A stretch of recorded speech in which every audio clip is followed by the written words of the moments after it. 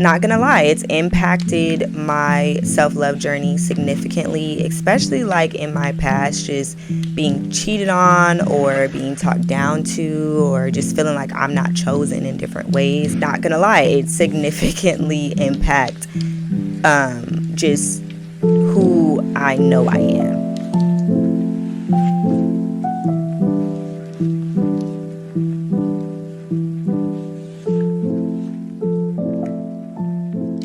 Hey guys, welcome back to the Honest Truth Podcast. I am your host, Kelly Sweet. If you're new here, welcome. I'm so excited for you to be joining this journey. My podcast is all about things honesty, okay? I am an advocate and believer that honesty saves lives. And what better than a place to do it here with me, where we're going to talk about literally everything across the board, okay? Whatever we are feeling, just honestly, we're all human, right? So we all experience love, work life, friendships, anything you could think of. Here we will be covering it. I am really excited to just be diving back into this podcast, guys. Transparently, being a single mom, going through like a separation right now, and just trying to like juggle my business and everything in the in between has been taking a huge toll on me. Not gonna lie, guys. So I went ahead and built this little studio area in my home. And I was just like, going back and forth across the city to the studio, filming my podcast episodes, which is almost impossible. So the fact that I spend 99% of my time at home with my baby, this just works out perfectly. So you guys can definitely expect a lot more episodes now that I decided to do it this way. Okay, so this week I really feel led to speak on self-love. Mainly because, backstory, if you are new to who I am, I started doing YouTube at the age of 15. From YouTube, I, obviously was sharing a lot of my life, a lot of my friendships. That blossomed into a huge business for me. I got a ton of just supporters and like feedback and great opinions and bad opinions, and I was thrusted into big rooms. I even did reality TV at one point. All of these things tested me every day, like tested my patience, tested my confidence. And I noticed a lot of people ask me, like, how do you love yourself through all of this? Like, how do you have so much confidence? And I do feel like self-love does stem from a level of confidence that you have to have and just believing in yourself, So I get a ton of questions on this. I also had a realization the other day when I was just kind of like sitting, reading my book. Y'all, I've been reading this book called Welcome Home, and I really, really like it. I've just been trying to get in a routine. And the more that I've been reading and just like self-reflecting on decisions and things that are like even currently happening in my life, I feel like a lot of my decisions and our decisions in life stem from self-love. So we need to get it all the way together, and we're going to tap into it. And I just can't wait to dive into the nitty gritty. Before we get into it, guys, make sure you go follow my mommy events program just for mothers, okay? Everything you could think of that you need that is going to help you, community, advice, events, all of these things, especially for the mothers that are, struggling with postpartum. I have you. That is at Mommy Date Club on all platforms. And I actually am hosting an event for Mother's Day for the mothers that are located or near Los Angeles, California. The tickets will be out, I think, by the time this goes up. I'm praying.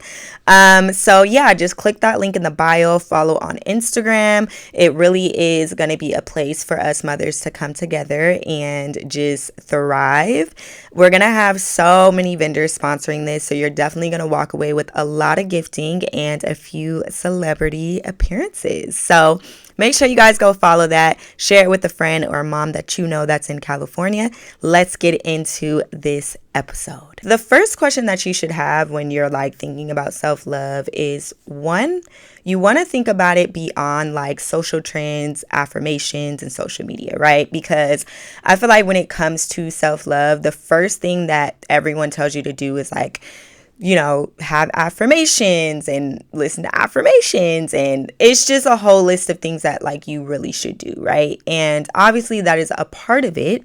But I'm a firm believer that there's a bigger understanding of what it is. So I believe it starts with silencing the negative talk. So this is something that I am not going to lie to you guys. This entire like month, I'll say, I've been struggling with the self-talk, like the negative self-talk. And it's so easy for us to kind of like get in that pattern when things seem to just be going wrong, okay? And in my life right now, there's just so much wrong. Like, it's just so much happening to where it's almost like clouding your thoughts. Like, you can't even sometimes try to think of something positive, right? One thing about loving yourself, it starts with a routine, okay? So if you can do something for 30 days straight, by that point, it's going to become a habit. So you can't just like stop the negative talk for like 2 days. Like, you have to literally train yourself to think but retract the thought, right? So if it's negative, what I'll do is, okay, because I'm a human being, obviously we're going to have a negative thought, but just make sure you counter that with something positive. The second pillar to me is self-doubt. Ooh, self-doubt. Okay. Self-doubt, guys, is the confidence killer. You really have to silence the inner critic. The inner critic be us. 99% of the time, the reason why we have so much self-doubt is because of comparison. I'm just going to shoot it to you straight. Like, because we live now in a generation where it just looks like everyone's doing great. I mean, the pictures look great. The trips look great. The job looks great. Like, no one's actually coming out and telling you, like, and reminding you that we're all humans. So, yeah, like, we just kind of like see that on a routine. You know what I mean? We scroll and we see nothing but good. And every once in a blue moon, maybe you're on the shade room and you're like, okay, there is a little bit of trauma somewhere in other people's lives. You know what I mean? And again, that's why I think those platforms are so popular, because it's like the only place where you see negative things about people, because no one's just going to be negative, right? So when you can get out of the mindset of falling in love with other people's lives and other people's experiences and truly finding what it is in your life that you love, self-doubt will literally start disappearing. Because as long as you can just look in the mirror or think about yourself and only see you, literally, guys, you're unstoppable. And that's one thing that I know I had to train myself to do, because people will inflict how they feel onto you, which then changes your whole thoughts. Like, you could have a whole mindset, mind frame of how you want to operate or how you want to handle somebody or how you want to handle yourself, and then you get an opinion, okay? Or you get a critique, or you get somebody saying something mean, and then now you just really overthinking it, I mean, a lot of my followers, you guys know I am relatively a very petite girl. I've struggled with that for the longest, okay? Picked on, especially in the Black community. Like, they make it seem like there's no tiny petite women in the Black community, which is like not true. There's all shapes and sizes, but even your cousins or your grandmas or your aunties, like, oh, you need to eat. Like, all of that creates like self-doubt. And so I just had to really train my mind to understand that projecting is a thing, right? Just because that's their opinion, that doesn't mean it's true. That doesn't mean it's right. There is 1,000,010 different opinions across the globe. But if you literally pause in your tracks and doubt everything that you are, doubt everything you do just because of that, you're never going to be happy. And so if it is your weight, if it is your whatever, we can list whatever it is. You can fix whatever it is that you want to be fixed. And if you feel like you can't, there's always things to just elevate, like make things better. You know what I mean? So we got to get a hold of the self-doubt, ladies. What self-love looks like to me on a daily basis is just listening to your inner self.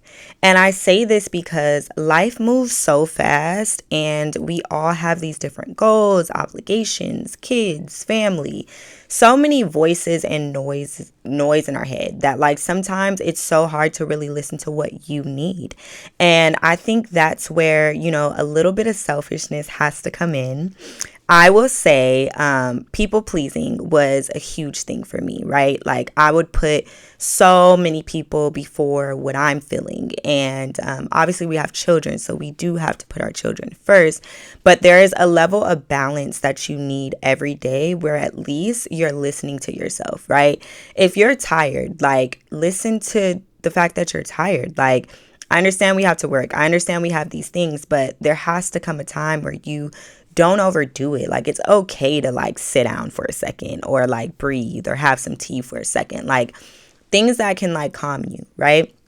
And so I just think self-love really is listening to yourself and giving yourself everything that you feel you need. Because one thing about it, we kind of do live in a generation where we feel like the external things are going to give us love. And the truth is, like, we are responsible for how we feel and how we want to feel. And when you're really tapped in, especially with God, when you're really tapped in, you can understand where you're going to receive the things that you need. And so one thing I now manage to do every day, especially now that I'm a single mom, I always check in with myself. Like me, we tapped in. Like we be talking all day, like all day. Okay.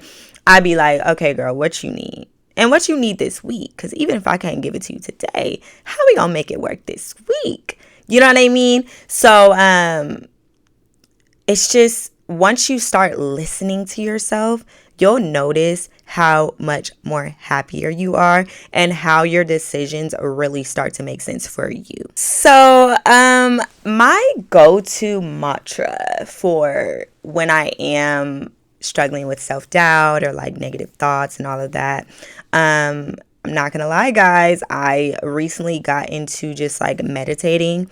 I'm still not all the way there with it, so don't quote me on it, but it has helped me, like meditating with a journal.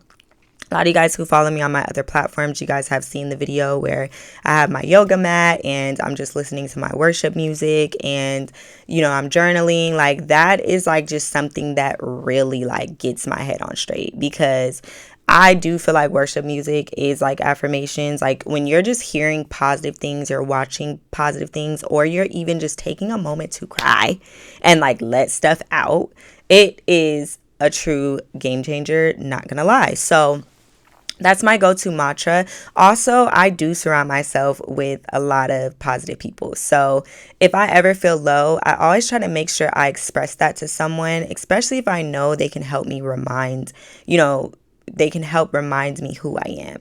And this is important to not get in like a big pattern of that, because you do have to like have that conversation with yourself.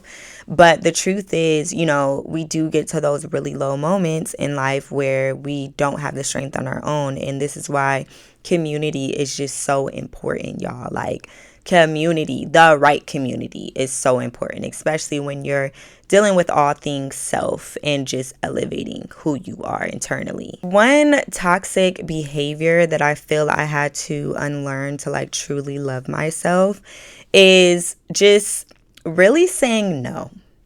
Okay. This is just me. No. Oh my gosh, y'all. Me like 5, 6, 7 years ago, maybe even 10 years ago, for me to say no to somebody was like, oh my God, you're ripping my hair out from my scalp. Like, I can't say no. Like, they're going to think this, they're going to think that, but I don't want to go. Like, literally, I'm the girl that don't be wanting to go, but I say I'm a go. Like, I am still low-key that girl sometimes, but now I've elevated, y'all. Like, no is no. Like, it just is what it is. And I had to unlearn that because it became a toxic behavior for myself, not for everyone else that was benefiting from my yes, but for me, no stretches in all different categories. Like now that I have a daughter, now that, relationships, family, work, all of the things, no is going to have to be said. Okay. And so I really had to start practicing. Like I remember I was going through like this like transformative moment in my life, y'all. This is around the time when I like left social media. And I just didn't really like the people that I was hanging around. I just didn't really like what I was doing, just didn't match with like where I want to go. And I just started telling people no. Like they would ask me, can I go here? I'd be like, no. Like I just went on a no tangent to literally unlearn this toxic behavior. And now I have my boundaries. Like if I don't like something, if I don't want to operate in a space, if I don't want to do something, if I don't want to work with you, like I just say it like flat out.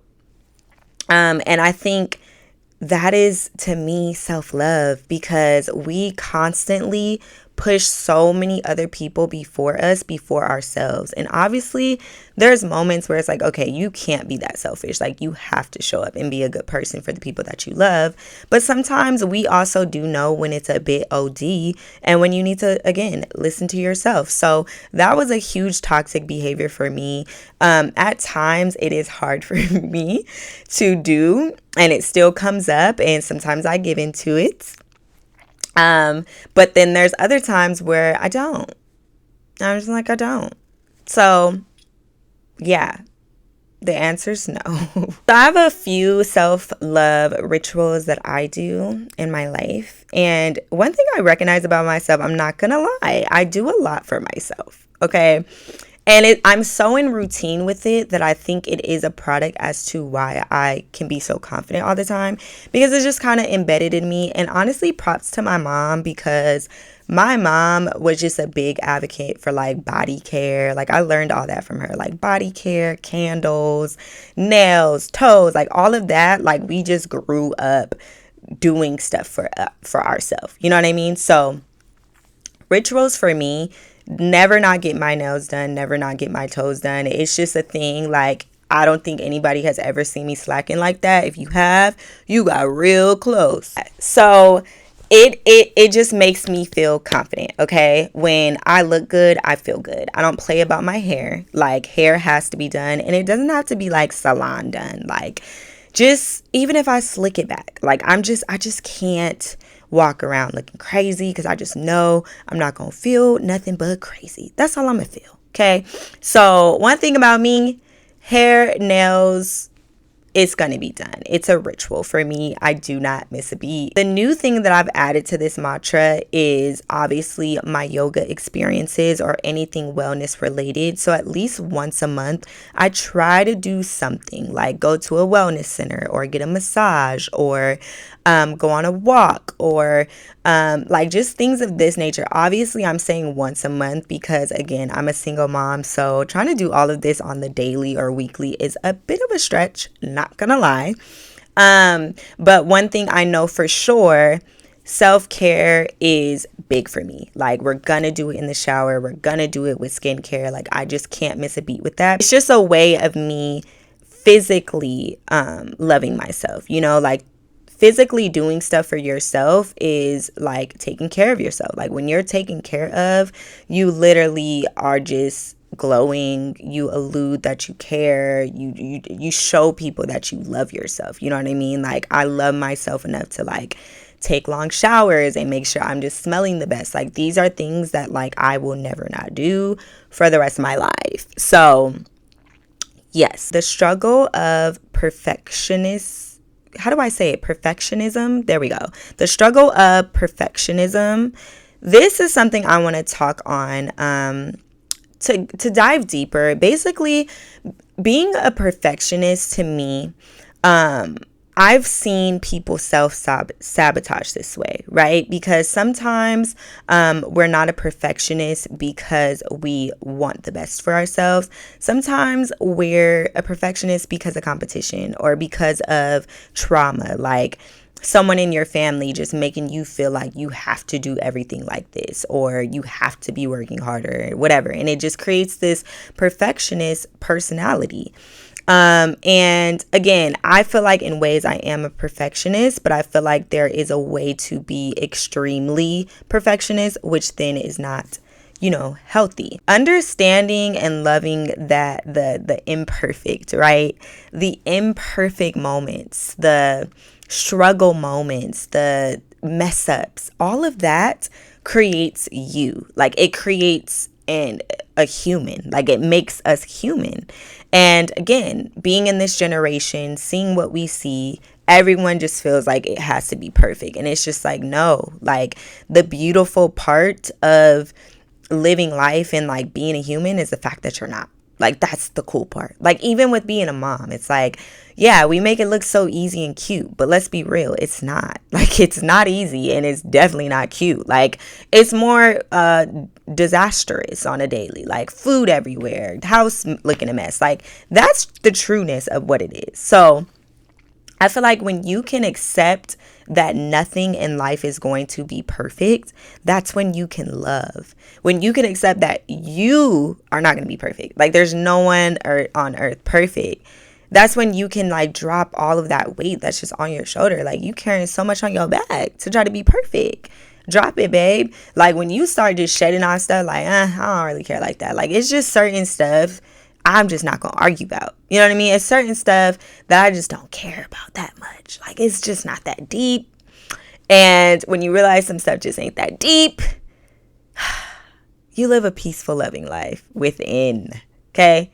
And it's easy to just love everything about you and mess ups and everything and understand and look at it more as a journey and more as like, damn, I'm more human. So now that we kind of addressed all that, I really think it's time for us to start writing our own narratives. And I think this is like the really cool thing about life is that we get a chance every day to just kind of wake up and change your narrative. And we also have a choice to not and just sit and just wallow and not be truly, truly happy people. So I want to challenge you guys to like step into journaling, step into maybe watching more podcasts. I'm happy you're here. I'm happy that you made it this far because I feel like this is a part of self-care, like listening to things that are just going to change your mind and like expand your mind and keep you open-minded and positive. You know what I mean? And I just think really being intentional and writing out who you are and where you see yourself being, but also giving yourself that grace in between is so beautiful. And it just literally screams how much you love yourself. When you can take the time and write your own story, but also walk in the path that you're writing is, to me, crazy. I love it. Get a whiteboard, y'all. I used to get a whiteboard. This actually is a thing that helped me a long time ago. I just had no structure. Like I didn't know where to start to like even understand who I was. And anybody who knew me at this time, they seen it. I would have like a huge whiteboard just anywhere in my house. And I would write down quotes, like daily quotes. But then I would also write down like just things that I need to do. And everything that I needed to do wasn't just work. It was like things I needed to do for myself. And I would start at Monday and I would end at Friday. And by Friday, I would have everything checked off. So again, it goes back to creating that routine, creating your own narrative. And by the end of the week, I would just feel so accomplished. Thinking of that, I need to bring that back. I need a mommy one and a me one, like a baby one for Nana, and then like a me one. Like not me reminding myself. Ooh, healing from relationship trauma. I feel like the crazy thing about, I feel like my journey with relationships, I truly feel like I've felt the lowest coming out of like a relationship. And I say that because I realized about myself, I give a lot of myself away. A lot of the love that I truly could give to myself, I give it to the person that I love. And I still haven't truly learned the balance in that. Like I'm still pretty much learning. And not gonna lie, it's impacted my self-love journey significantly, especially like in my past, just being cheated on or being talked down to or just feeling like I'm not chosen in different ways. Like it, not gonna lie, it significantly impact just who I know I am. Mommy Date Club tickets just dropped. Make sure you go to stan.store/Kelly Sweet to get your tickets now. So, if you are a person and you feel like a horrible relationship has been a huge cause of you just lacking a lot of self-love, I just want to say, things get better. And I think you gotta like get through the phase of like beating yourself up, because I feel like, depending on your situation or what truly happened, I know for me, in pretty much almost all of my relationships, I've never felt fully chosen. Like in some sort of way, I've never felt like I was just fully chosen. And because of that, it has made me look in the mirror at myself at times or compare myself to other women and just do all of these things that are just clearly unhealthy. Because first, we have to understand that people's decisions and people not choosing us or doing right by us truly has nothing to do with us. And, that's something that I'm still trying to learn. And I will say, relationship trauma and relationships in general has took a huge hit on my self-love. And I think that it's very important to give yourself that grace, because I think, it takes time to truly reform your thinking and understand and educate yourself on, why people do what they do, and fully detach and stop thinking that you're the problem or that people's decisions are their decisions because of you, right? So it's a process. You got to give yourself grace. You have to understand that life is meant to be a journey. Like it's meant to not always work out. Like it's meant to, we're all going to struggle. We're all going to hurt. No one's going to be perfect. Yeah, that thing took a toll on me, guys. And I have to really be selfish when I end up in those situations and really choose myself. And that looks like all of the things we talked about and just being consistent, because when you leave that open door or you dibble and dabble in the same thing that breaks you, you're never going to win internally. You just not, because you can't like literally play with fire and think you're not gonna get burned. Like you're gonna keep getting burned. You know what I mean? So it's a process. For the moms, okay, amidst the pressures, the responsibilities, you have to listen to me. Look at me, okay? Thank you. You have to take a moment and stop. Stop feeling guilty. Stop overthinking it. Stop making excuses. You are still you. The same you before the baby is still you. You now just have a beautiful accessory on your hip. This means you need to stop and love yourself and do things to make yourself feel good again. Because your identity is not just a mom, okay? Your identity is who you were before a mom. You are still the boss, the beautiful, all of the things in the book that we already know you are still that, okay? So moms, I'm sorry. Like, we can't keep going back and forth about this. Like, you have to implement self-love. You have to understand that, like, the baby will get that. The baby will love that. If you feel great, if you're thriving, if you feel beautiful, if you're able to step out and glow every now and then, that's going to also reflect back into your child. So you have to do what you have to do, babe. It took me a long time to allow, for me to like internally truly feel comfortable about somebody watching my baby. But what are you going to do? What are you going to do? Come on.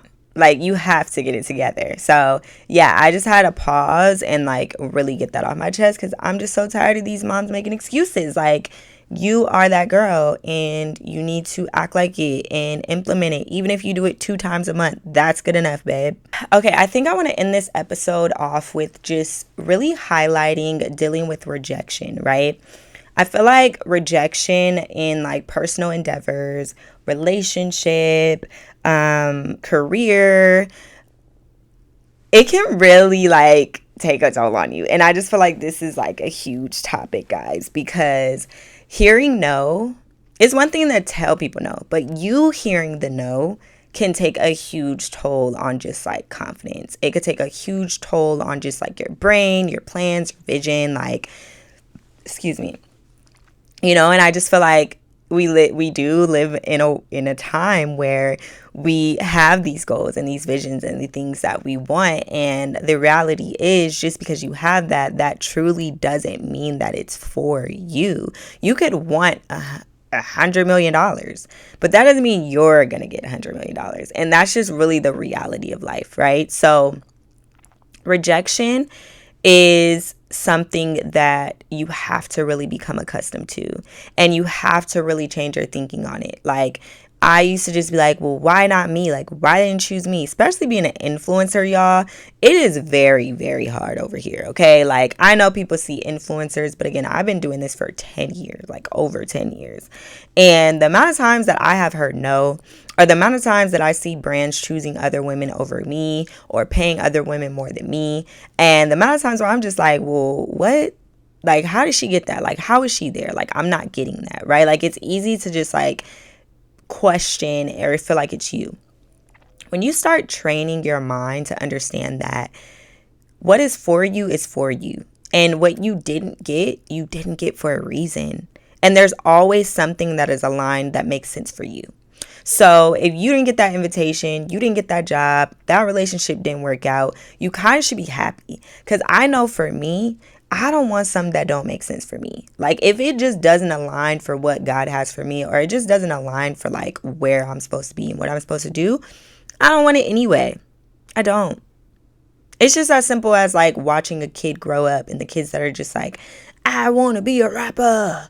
But then they like grow up and they're like, you could be looking like, I don't want you to be that. But they grow up and they learn things, and then maybe they just become something else that aligns with more of maybe what you've seen, right? So you kind of have to like look at yourself like that. Like, you could want this, but 5 years later, you could like want greater, or greater can be yours, right? And so I know with me, there's a lot of things that I wanted where I realized, wow, that was kind of like the bare minimum. And then God showed me on the other side why he said no. So rejection is just a new direction. Okay, guys, I think this was a beautiful episode. Let me know if you guys loved it. I'm so excited again to just be on this journey with you guys. I need you guys to like kind of engage a little bit more. Like, I want to hear what you want me to talk about, who you want me to talk about, what's going on in the streets these days. Let's talk about it. Let me know all your thoughts, what you learned, how you feel in the comments below. And make sure you guys share this episode with a friend who you feel needs it. Again, I'm your host, Kelly Sweet, and I will see you guys next week. Bye.